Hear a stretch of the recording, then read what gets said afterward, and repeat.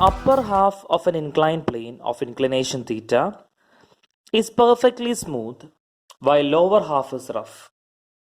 A block starting from rest at the top of the plane will again come to rest at the bottom if the coefficient of friction between the block and the lower half of the plane is given by. This question is from the chapter Laws of Motion.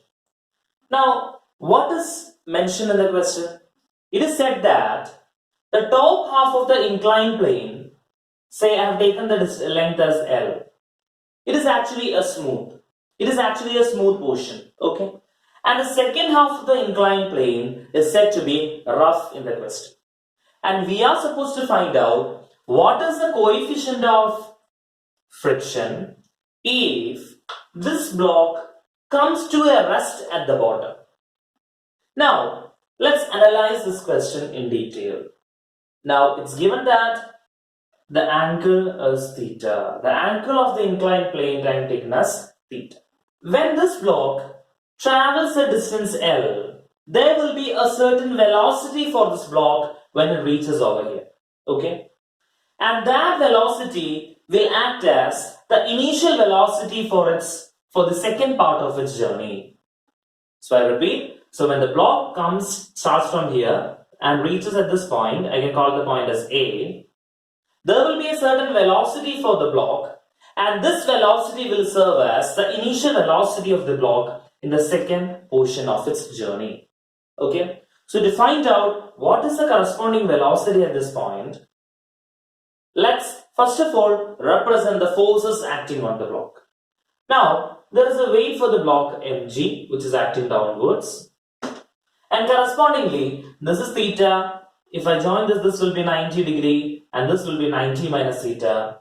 And correspondingly, we can write it has two components. One is mg cos theta, and the other will be mg sin theta. Okay, so this is 90 minus theta. This will correspond to theta. So this will be mg sin theta, and this will be mg cos theta.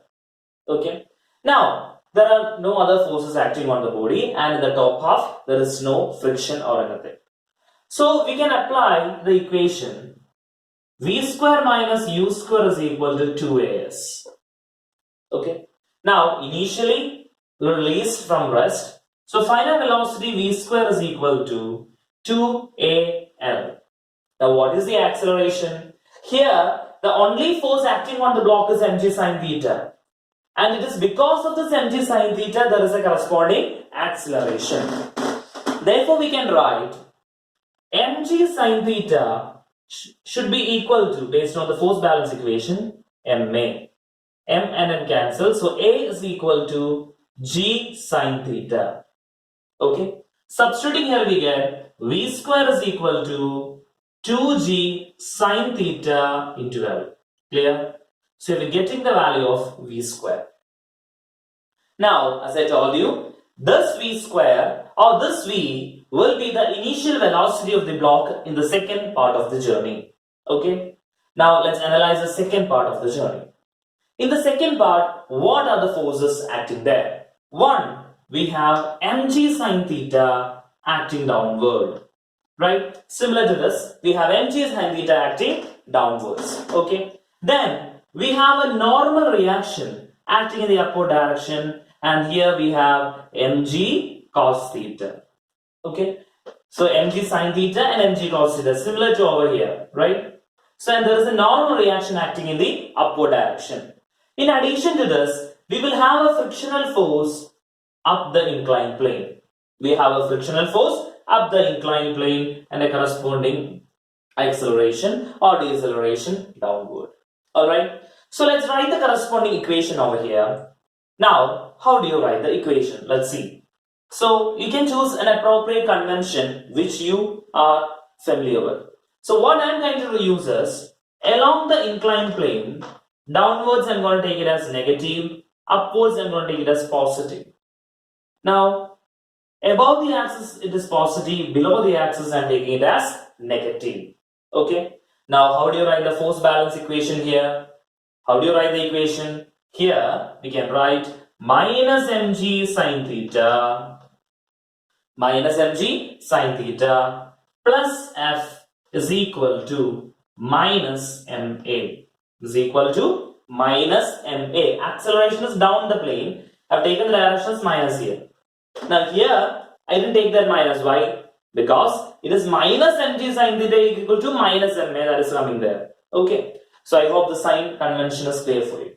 Now friction. What is friction? Friction is equal to mu n, right? Friction is equal to mu n. What is n? Look at the figure. We have an n in this direction, mg cos theta downwards. So we can write mu mg cos theta.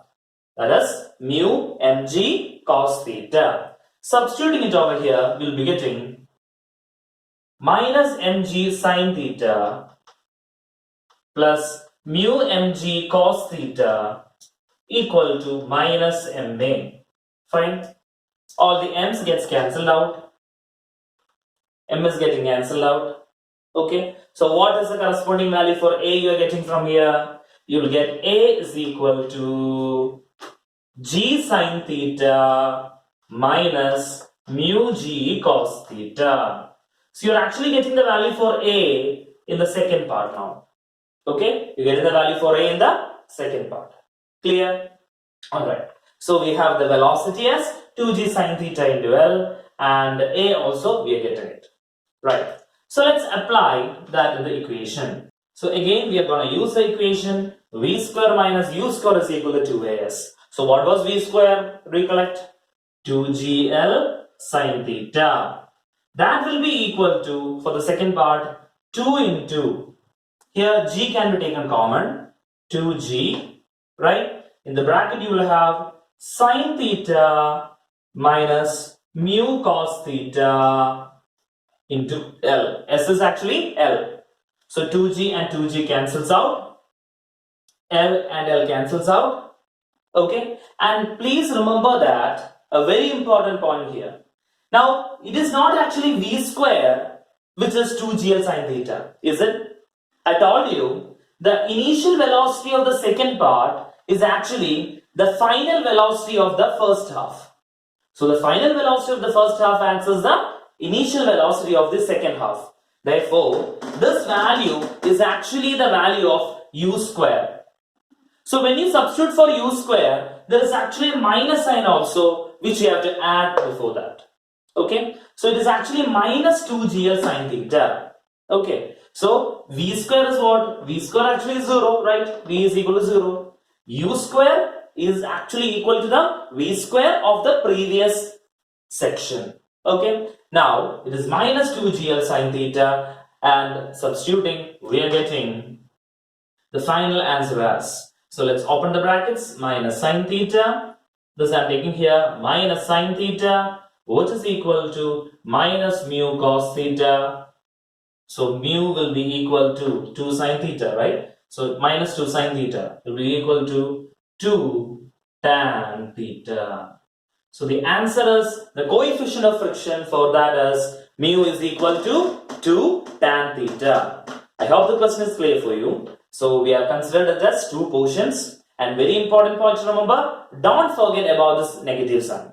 Okay, I hope you have understood it. In case you have any doubts, feel free to comment below. Okay.